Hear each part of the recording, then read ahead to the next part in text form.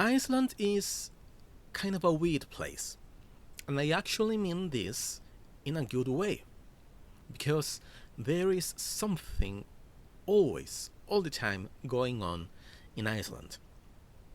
You have, of course, a really gorgeous scenery, the landscapes are beautiful. You have national parks and geysers and glaciers, hot springs. You have the aurora borealis, the northern lights. But you also have volcanoes, quite active volcanoes, lava fields. You have really harsh winters. You have actually really short days during the winter and really short nights during the summer, like 4 hours of light.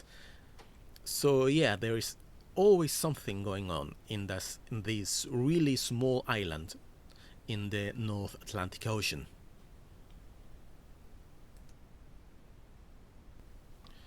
So let's start from the beginning. What is Iceland?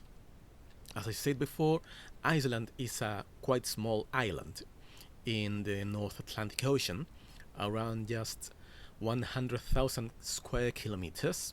Is part of the European Union, is a Scandinavian country, and it's the less densely populated country in Europe. Around just 300,000 or so people live in Iceland. Reykjavik is the capital of Iceland, and Reykjavik and the surrounding areas are home to around two-thirds of the population in Iceland. Despite its name, there is not that much ice in Iceland. I mean, there is ice, of course, but there is also an abundant wildlife across all of Iceland.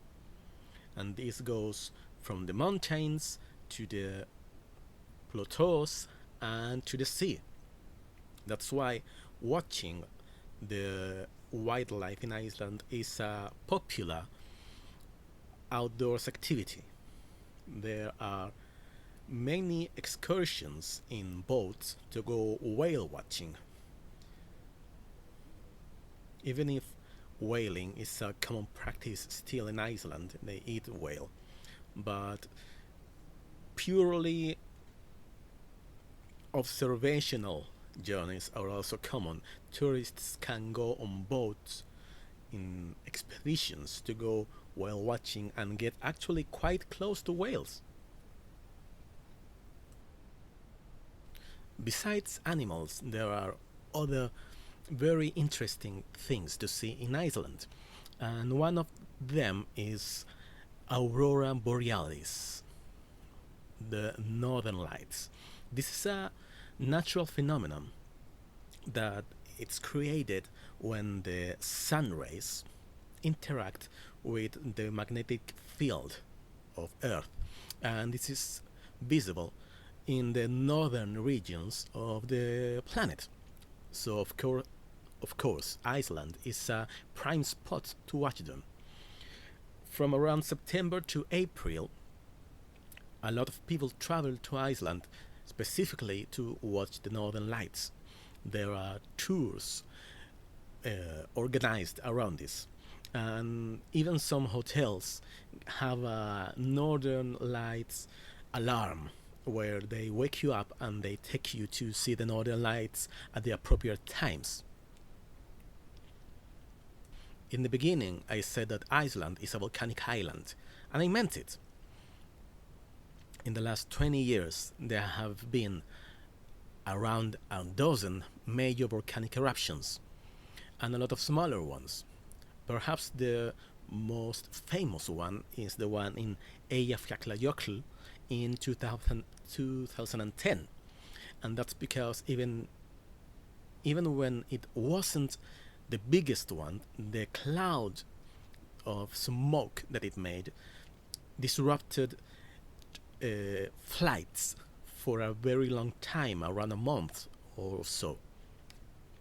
But people in Iceland have gotten used to this to the point that they develop techniques to redirect or stop lava flow using cannons of cold sea water to freeze it and give it a new course. All this volcanic activity makes Iceland really interesting geologically speaking. And because of this, there are caving tours where people can go in excursions to explore the cave system in Iceland. All this magma flowing underneath Iceland has made a quite interesting system of caves, and you actually can stand inside a magma chamber. This is where the magma concentrates before an eruption, and usually they collapse after an eruption, but there is one that's stable in Iceland. You need a guide and a really long hike to get there, but it's really an amazing experience. Another interesting thing in Iceland is the geothermal activity, and this is actually quite appropriate to relax after a long day of hiking and going to see whales and other outdoor activities. Bathing in hot springs is a tradition in Iceland, and it's very encouraged. There are public pools where you can relax after a long day. On the other hand, the geothermal energy is an important part of the Icelandic system. Reykjavik, the capital, is practically 100% powered by geothermal energy, and they use this energy to cultivate plants in greenhouses all year long. Actually, I lied before. There is actually a lot of ice in Iceland. There are many glaciers in the country. In the south of the Iceland, close to Reykjavik, sorry, the capital, and in other parts of the country as well. Of course, ice climbing, it's supposed to be always done with a guide, with a trained guide, with an expert, because there is a really interesting activity, but is also very dangerous. This can be done all year long. There's always ice. The glaciers are permanent, but in winter you can literally climb a waterfall because they freeze during the winter. I just said that people eat whale in Iceland, and that's true. We can agree with that or not, but they eat other stuff as well. Dairy, for example, is very popular. They have a kind of yogurt called skvir. But other traditional foods, go more in the direction of preserving food for the winter, like smoking meat and pickled fish and salt lamb, for example. And that's because the winters are long.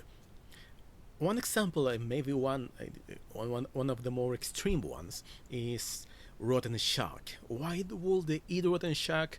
Well, it's an acquired taste, of course. People describe it as being quite strong in taste, like a really strong blue cheese, and with the smell of ammonia or a cleaning product. So it's a tradition. It's kind of weird, but that's just the way it is. I mentioned before that people eat whale in Iceland, and that's true. We can agree with that or not. We tend to think about northern countries like Iceland as people like Vikings and stuff like that. But actually, they are very progressive. Their politics are progressive. They are very against discrimination, for example, and they promote the inclusion of minorities, for example, LGBT people. They had the first democratically elected president in the world. This was back in the 80s. And this can be familiar to us now. They tried to make a constitutional reform back in 2010 to 2013. Sadly, this was stalled by the right-wing party that basically cancelled the whole process.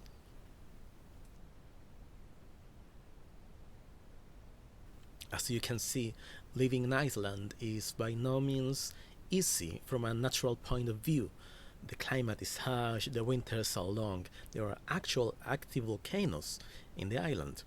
But nevertheless, the Icelandic people have learned to live with this, and the country has been ranked among the happiest on earth for many years. Iceland is far from being poor, but their GDP is not among the highest either. This proves that money can buy happiness as long as you have your basic needs met. But Icelanders have proved to the rest of the world that you can be happy, you can find fulfillment, even in the harshest of environments. Living in a very cold place, they have learned to find warmth in their connections with others.